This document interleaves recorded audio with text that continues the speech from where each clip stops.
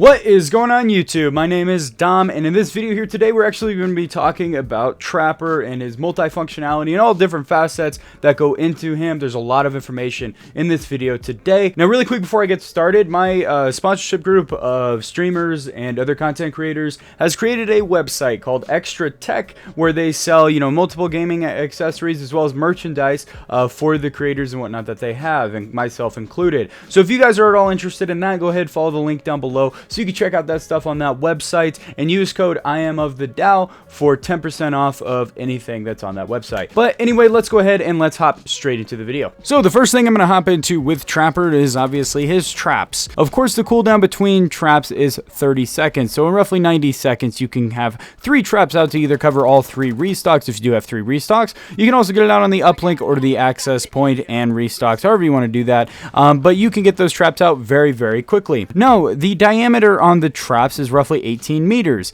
They do about 30 to 40 HP worth of damage, and they have about a 5-second stun period. So when you go in the trap, you are stunned for 5 seconds. Now, something interesting to note with this is that the trap will not actually trap you unless you are moving. So if somebody puts a trap down at your feet and it is not an ideal time to be stunned for 5 seconds, then you can always sit there and not fucking move, which is basically like you were trapped anyway. You do actually have the opportunity to lay down if you'd like. So if someone shoots a trap directly at your feet and you are in a standing position, you can lay down and then decide to move so that you are stunned on the ground rather than standing. Now, the detection range is pretty on point. I was thinking that this thing might have something similar to a mine where it has an outer ring of damage and then it has an inner ring of where it gets activated.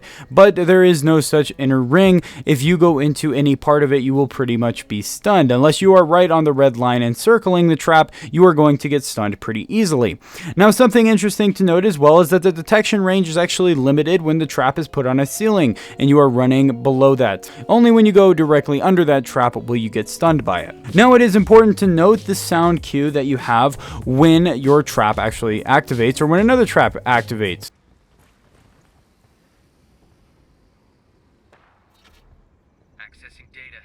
And to know exactly which one goes off at any given time. Now, this is beneficial for multiple reasons. You can figure out if people are trapped in it. You can figure out where people are at. That's probably the most important part, is figuring out where people are at any given moment. Of course, there have been times where there's been a trapper on the enemy team, and I will purposely shoot one of their traps to try to get them to peek that spot so that I can get an opening. So always be conscious of where they're at, and don't necessarily aim down sights to try to shoot anybody. Remember that you can see people just peeking a corner as well. Now, something else that is incredibly interesting is that the game treats these traps sort of like an explosion, which means if you put it next to a barrel or next to a mine or a proxy mine or whatever the fuck blows up in this game, you put it next to that. If that trap blows, that bomb is going to blow as well. Now, this is very, very important. I found I have yet to see anybody exploit this or to use this in any which way, but it can be beneficial for multiple reasons. If you set a trap next to a barrel, say on Scrapyard, there's a barrel right next to the garage that's below the yellow building. If you put a barrel right there, if somebody runs through that,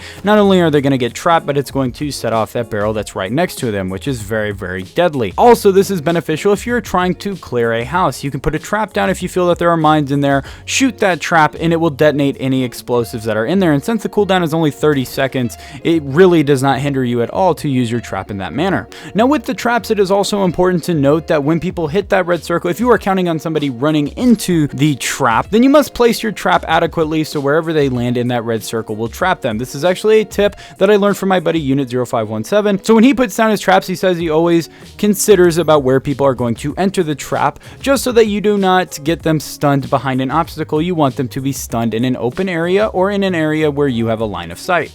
Now, as far as his guns go, he does have long guns and a PP-19, which seems somewhat out of place, but I like this change from Special Operations Update 2.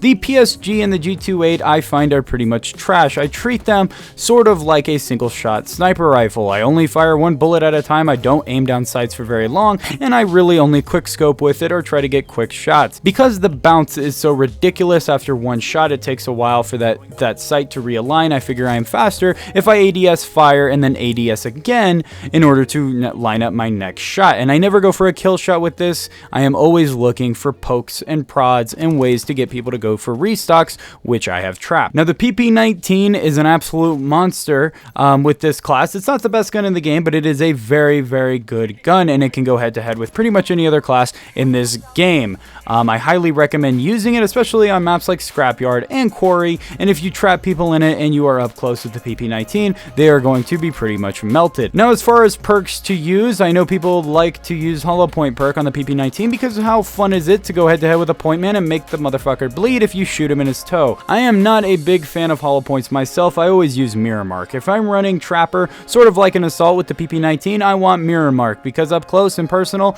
if people are marking me, there is no such thing as good intel for them because it's going to come back and bite them in the ass. Now, Trapper goes really good with multiple classes in this game. There are tons of ways to actually play with him. I find some of the best synergistic classes that he has are Toxic, Artillery, Assassin, and Stalker. Toxic and Artillery for obvious reasons. If you trap a building that people are in, especially on a map like Scrapyard, and mortar or gas that building, they will inevitably run into traps. Even better if you can trap somebody in gas or trap somebody in a mortar, they are going to get screwed really fast. Now for an Assassin or a Stalker, you can mark people from a distance and try to ensnare them in your traps so that people who are stalking flanks or aiming at these enemies from long distances can get easy kills, since I would not really count on it with the PSG or the G28. Of course, if you are good with those weapons, go for it and use them wisely. Now, as far as his playstyle goes, I really like to just stay hidden, go on flanks, and make sure I get as many traps out on the field as I can,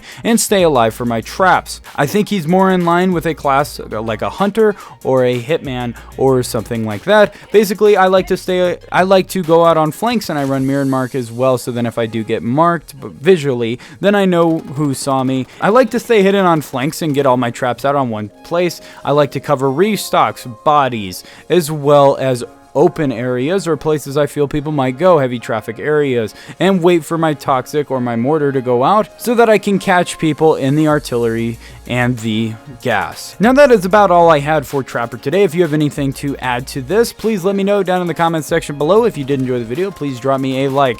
And thank you guys so much for watching, and I will see you in the next video.